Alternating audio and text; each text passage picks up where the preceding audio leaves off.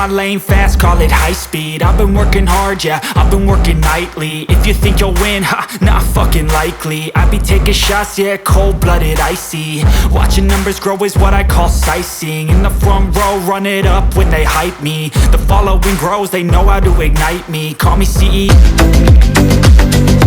Gosto ba mo biti? Ito nag-freak ka. Oo. Ano biti wese? Wala sa blamang ka pinapavaw? Shit, bisa ka na fa nouvelle. Ba de mo gamun. Se ba gamun yo la. Dapat isto na beef na figure fem. Oh, yo biti wa bi fa sa kon. Kombo biti at fem. Geta ngone je. Mbale le fem na vu. Kono ba kun fem na fem. Allez, appelle.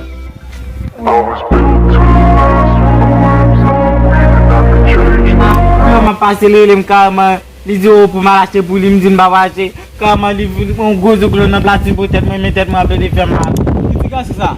petit garçon li akama ki Les boys so gina ba konem. Dalo kaka monsieur, al mutem petit gars sur monsieur. Monsieur a venu ba mon coup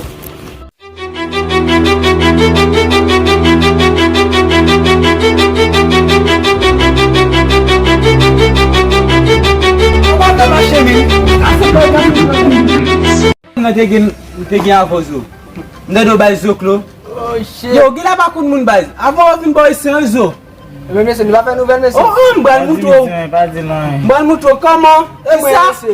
Qui ça fait? Kaka monsieur, gardez n'a que sorti pour monsieur. Faut-il bay. Abosine. Mbal mouto monsieur ça bien grand moun. A deviner ba. Oui, le frère. On fait moi monsieur quoi? Yo, quoi femme tu pas faire menti sur grand moun. Moi monsieur ka bozo klo. Petit jeune comme ça. Ici, ouais, moi, ma pour une football là, une gamme. Nous ne pas faire mes sous comme ouais, les mouilles la carte, ça mon on va couper. M'a fait ma dix mise non, même peut-être m'a fait mal la platine tellement monsieur bamzo quoi oui. Yeah man, ça allez allez, m'ba la monsieur. Yo, partisan. Ça bien frère. Ça bien même. Pourquoi est-ce que là tu fais mal?